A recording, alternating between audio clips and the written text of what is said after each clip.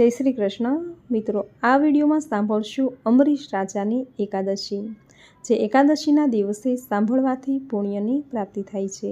એકાદશી કર્યાનું પુણ્ય ફળ અનેક ગણું વધી જાય છે। કહેવાય છે કે મૃત્યુલોકમાં સૌપ્રથમ એકાદશીનું વ્રત રાજા અમરીશે કર્યું હતું અને એકાદશી વ્રતનો મહિમા વધાર્યો હતો। એકાદશી વ્રતના પ્રભાવે મૃત્યુલોકના માનવીઓને દેવલોકની પ્રાપ્તિ થઈ। આથી જ એકાદશીના દિવસે અમરીશ રાજાની એકાદશીની કથા સાંભળવાનો મહિમા છે। તો મિત્રો, આજે એકાદશીના શુભ પાવન દિવસે અમરીશ રાજાનું આખ્યાન, અમરીશ રાજાની એકાદશી સાંભળી આજના દિવસને પાવન બનાવીએ। બોલો ભગવાન શ્રી હરિ વિષ્ણુની જય, બોલો રાજા અમરીશની જય। તો સાંભળીએ અમરીશ રાજાની એકાદશી। સતયુગમાં અયોધ્યાની ગાદી ઉપર સૂર્યવંશી રાજા અમરીશ રાજ કરતા હતા। પરમ વૈષ્ણવ પ્રભુના ભક્ત હતા। પ્રભુ પૂજન માટે અયોધ્યાની બાજુમાં એક પુષ્પનો બગીચો બનાવ્યો। બગીચાનો માળી પૂરી કાળજીથી ફૂલનું રક્ષણ કરતો। અયોધ્યાની પ્રજા વૈષ્ણવ ધર્મ હતી। સાત્વિક રાજા અને સાત્વિક પ્રજા હતી। ધાર્મિક પ્રવૃત્તિમાં સૌ જીવન જીવતા। પણ તે સમયમાં મૃત્યુલોકમાં આપણી વૈષ્ણવ એકાદશીને કોઈ જાણતું નહોતું। એકાદશીનું વ્રત દેવલોકમાં ઉજવાતું હતું। એક વખત દેવલોકમાં પુષ્પની તંગી પડી અને દેવની પરીઓ વિમાન લઈને મૃત્યુલોકમાં ફૂલ માટે આવે છે। અયોધ્યાનો બગીચો જોઈ ત્યાં આકાશ માર્ગે વિમાન રાખીને ફૂલ ઉતારી વિમાનમાં લઈને ચાલી ગઈ। આમ તો આ પરીઓ રોજ રાત્રિના ફૂલ ઉતારી જાય। રાજા અમરીશે માળીને પૂછ્યું કે આ ફૂલ કોણ તોડી જાય છે? માળીએ જોયું તો કોઈ મનુષ્યનું પગલું પણ દેખાતું નથી અને ઝાડ પરથી ફૂલ તોડેલા દેખાય છે। એટલે આ ફૂલનો ચોર પકડવા માટે માળી રાતના સંતાઈને બેઠો। રાતના 12 થયા એટલે આકાશેથી વિમાન આવ્યું। તેમાં 2 પરીઓ હતી। ફૂલ ઝાડની બાજુમાં વિમાન અધ્ધર રાખીને આ પરીઓ ફૂલ તોડવા લાગી। માળી આ જોઈ અચરજ પામ્યો। આ તો કોઈ દેવતાય માણસો છે। એટલે માળીએ વિમાનનો એક છેડો પકડ્યો કે તુરત વિમાન પૃથ્વી પર ઉતરી ગયું, પાછું આકાશે ઉડ્યું નહીં। વિમાન જ્યારે આકાશે ન ઉડ્યું એટલે દેવની પરીઓ કલ્પાંત કરવા લાગી અને કહેવા લાગી કે હવે અમે દેવલોકમાં નહીં જઈ શકીએ। પ્રભાત થયું, રાજા અમરીશને ખબર પડી કે બગીચામાં દેવનું વિમાન આવ્યું છે। આખી અયોધ્યા જોવા માટે આવી છે। અમરીશે દેવીઓને આક્રંત કરતી જોઈ અને પૂછ્યું કે તમે જે કહો તે ઉપાય કરીએ કે આ વિમાન કેવી રીતે આકાશે જાય? પરીઓ કહે કે આ વિમાન પુણ્યથી ચાલે છે। જે કોઈ પોતાનું પુણ્ય સમર્પણ કરે તો આકાશે જાય। રાજા અમરીશે પંડિતોને બોલાવી પોતાના પુણ્યનો સંકલ્પ કરાવી સમર્પણ કર્યું, પણ વિમાન ન ઉડ્યું। એટલે સૌ નિરાશ થયા। રાજા અમરીશે પરીને પૂછ્યું કે અમોએ અમારા જે કંઈ પુણ્ય હતા તે આપ્યા, પણ વિમાન ન ઉડ્યું, તો હવે તમે જે કંઈ બતાવો તે ઉપાય કરીએ। એટલે પરીઓ કહે કે તમારા શહેરમાં કોઈએ એકાદશી વ્રત કર્યું હોય અને તે ફળ સમર્પણ કરે તો વિમાન ચાલે। અમરીશ કહે કે એકાદશીની અમને બિલકુલ ખબર નથી। પરીઓ કહે કાલે એકાદશી હતી અને કોઈ વૈષ્ણવે ગમે તે રીતે ઉપવાસ કર્યો હોય તો તેને લાવો। રાજાએ ગામમાં જાહેરાત આપી કે કોઈ પણ કાલે દિવસના આખા ભૂખ્યા હોય તેને બગીચામાં લાવો। રાજાના માણસોને આંટો મારતા ખબર પડી કે એક કુંભારને ઘેરે કજિયો હોવાથી સાસુ અને વહુ બંને ભૂખ્યા છે। રાજાના માણસો આ બેવને બોલાવી અને બગીચામાં આવ્યા અને આના ઉપવાસના સક્રિયનું ફળ સમર્પણ કર્યું એટલે વિમાન આકાશ માર્ગે ચાલ્યું ગયું। રાજા અમરીશે નક્કી કર્યું કે બધા વ્રતો કરતાં એકાદશીનું વ્રત સૌથી મોટું છે। એમ ધારીને આખી અયોધ્યામાં સૌને ફરજિયાત એકાદશી કરવાનો હુકમ આપ્યો અને આખા શહેરમાં વૈષ્ણવ એકાદશીનું વ્રત શરૂ થયું। રાજા સહિત દરેક માણસો દશમનું એકટાણું કરે અને એકાદશીનો ઉપવાસ કરે। બારસના પારણા કરી બ્રહ્મભોજન કરાવી અને પછી હરિહર કરે। આમ દર એકાદશીએ નાના મોટા દરેકને આ વ્રત કરવાનું।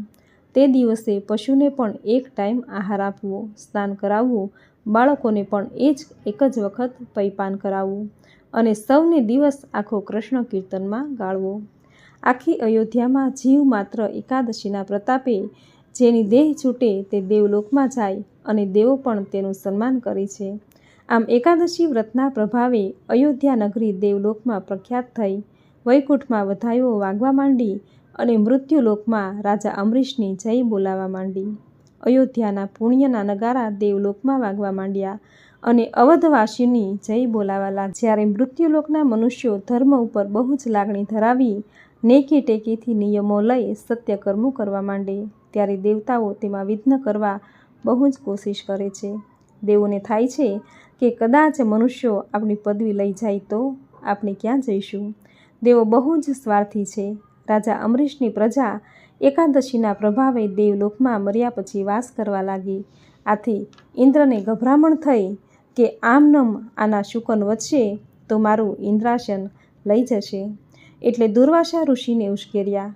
રાજા અમરીશ એકાદશી કરે છે અને બીજા કોઈને માનતો નથી. ઋષિઓ અને બ્રાહ્મણોનું અપમાન કરે છે, માટે તમે જાઓ અને એકાદશીના વ્રતથી ડગાવી દો. દુર્વાસા ઋષિ બહુ ક્રોધી અને અભિમાની હતા. દુર્વાસા કહે કે મૃત્યુલોકનો માનવી શું આપણાથી વધારે સંયમ નિયમ પાળી શકે? એનું વ્રત તોડાવવું તો જ દેવલોકમાં આવું અભિમાન કરીને અયોધ્યામાં આવે છે. ગમે તેવા નિયમની પાછળ કસોટી તો આવે જ છે. અમરીશ રાજાએ અખંડ એકાદશીનું વ્રત લીધું.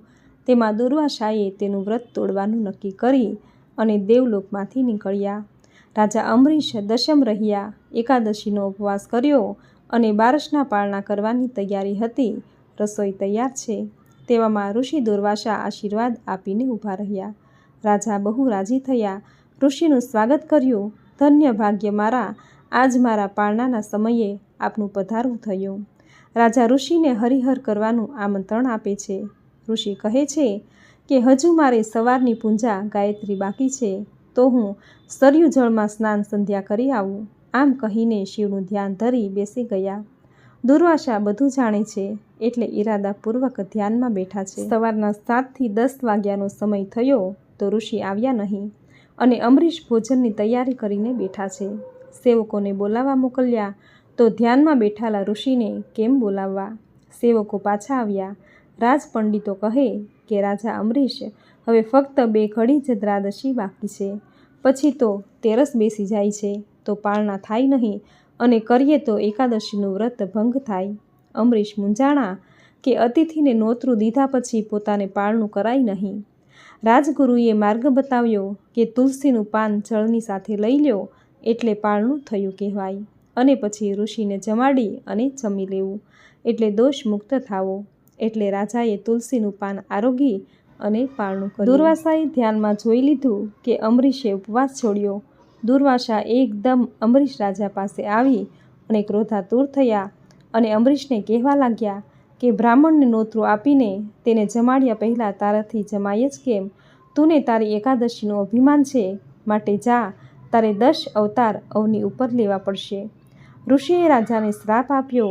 દુર્વાસાના ક્રોધનો શ્રાપ સાંભળી અમરીશ ધ્રુજી ગયા. અફસોસ કરવા લાગ્યા કે મહારાજ, મારી ભૂલ થઈ, મને માફ કરો. અમરીશ આજીજી કરે છે અને દુર્વાસા ક્રોધ કરે છે. વિના કારણે શ્રાપ દેવાથી આકાશવાણીમાં ઈશ્વર આવીને બોલ્યા, હે રાજા અમરીશ, મૂંઝાઈશ નહીં, હું તારા 10 અવતાર પૃથ્વી ઉપર ધરીશ. તું મારો પરમ ભક્ત છે એટલે તને હું દુઃખ નહીં પડવા દઉં. આકાશવાણીનો અવાજ સાંભળી દુર્વાસા વધારે ખીજાયા કે મારા શ્રાપની વચ્ચે આડો પડનાર તું કોણ છે? જ્યારે અભિમાન અંતરમાં આવે ત્યારે સામો કોણ માણસ છે તે તેને કાંઈ ભાન રહેતું નથી. દુર્વાસાએ જટા પછાડી અને એક કત્યા શક્તિ ઊભી કરી. વિકરાળ શક્તિને હુકમ આપ્યો કે જા, રાજા અમરીશને બાળી દે. એટલે પ્રભુએ એ શક્તિ સામે સુદર્શન ચક્ર છોડ્યું અને હુકમ આપ્યો કે જા, કત્યાને બાળી દે. કત્યાને બાળી દીધી. કત્યાને જ્યારે સુદર્શન ચક્રે બાળી દીધી ત્યારે ઋષિ દુર્વાસા બહુ જ ક્રોધિત થયા. એટલે સુદર્શન ચક્ર ઋષિને બાળવા દોડ્યું અને દુર્વાસા તેની અગ્નિ જ્વાળા સહન ન કરી શક્યા અને દોડવા લાગ્યા. ચક્કર પાછળ પડ્યું. દુર્વાસાને ભય લાગ્યો અને ઇન્દ્રની આગળ જઈને કહેવા લાગ્યા કે મને બચાવો. ઇન્દ્ર કહે કે અહીંથી ભાગો, આ તો ભાગવાનું ચક્ર છે, મારું દેવલોક બાળી દેશે. ઋષિ ભાગ્યા અને બ્રહ્મલોકમાં ગયા, પણ ત્યાં તેને જાકારો મળ્યો. શિવલોકમાં કોઈએ સંઘર્યા નહીં. આમ 14 લોકમાં ફર્યા પણ કોઈએ એને શરણું આપતું નથી. રાખી કોણ શકે રામ કર દ્રોહી, ભગવાન ભક્તોનો દ્રોહ કરનારને કોઈ સંઘરતું નથી. ઋષિ દુર્વાસા ચક્કરના ત્રાસથી બહુ દુઃખી થયા. એટલામાં નારદ મુનિ મળ્યા અને માર્ગ બતાવ્યો કે પાછા અયોધ્યામાં રાજા અમરીશ પાસે પહોંચી જાઓ, એ સિવાય આ ચક્કર સ્થિર નહીં થાય. એટલે દુર્વાસા રાજા અમરીશ પાસે આવીને પડી ગયા અને શ્વાસ ભરાઈ ગયો. રાજા અમરીશે ચક્રને બહુ પ્રાર્થના કરી અને શાંત પાડ્યું. અમરીશ રાજાને બહુ દુઃખ થયું. હે મારા આંગણે આવા જ દુર્વાસા ઋષિ દુઃખી થયા.